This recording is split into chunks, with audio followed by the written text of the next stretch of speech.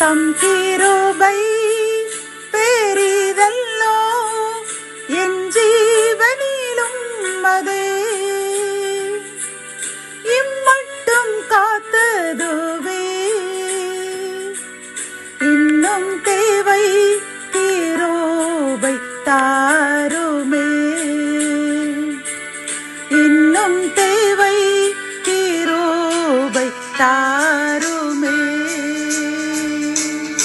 கர்த்தரும் இரட்சகருமாகிய இயேசு கிறிஸ்துவின் ஈடு இணையற்ற நாமத்தில் சேனைகளின் கர்த்தர் ஊழியத்தின் மூலம் 28/5/2025 இந்த நாள் உங்களுக்கும் உங்கள் சந்ததிகளுக்கும் சமாதானத்தின் நாளாக, ஆசீர்வாதங்களின் நாளாக அமையப் போகிறது என்று மனதார வாழ்த்துகின்றேன்.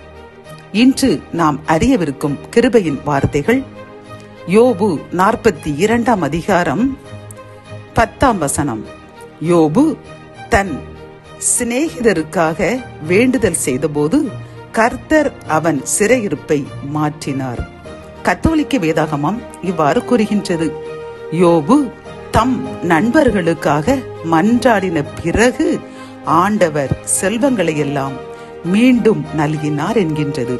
பிரியமானவர்களே, இந்த செய்தியை கேட்டுக்கொண்டிருக்கின்ற நமக்கு கர்த்தர் இன்று கூறும் நல் ஆலோசனையும் கிருபையின் வார்த்தையும் என்னவென்றால், யோபு தன் நண்பர்களுக்காக வேண்டுதல் செய்தான்.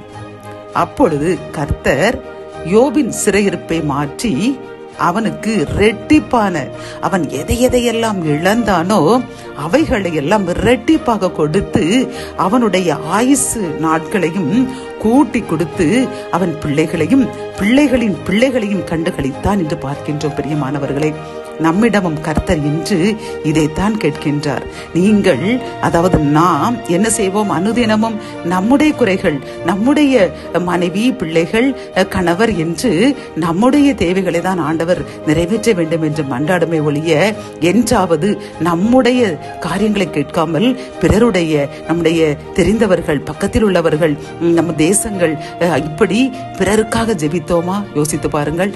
கர்த்தர் இதைத்தான் நம்மிடம் கேட்கின்றார். யோபு அந்த 42 அவனுக்காக கேட்கவில்லை, ஆண்டவரே என் புண்ணை குணமாக்குங்க, என்னை எனக்கு விடுவீங்கள் என்று அவன் தனக்காக வேண்டுதல் செய்யவில்லை. அவன் தனது சிநேகிதருக்காக வேண்டுதல் செய்தான்.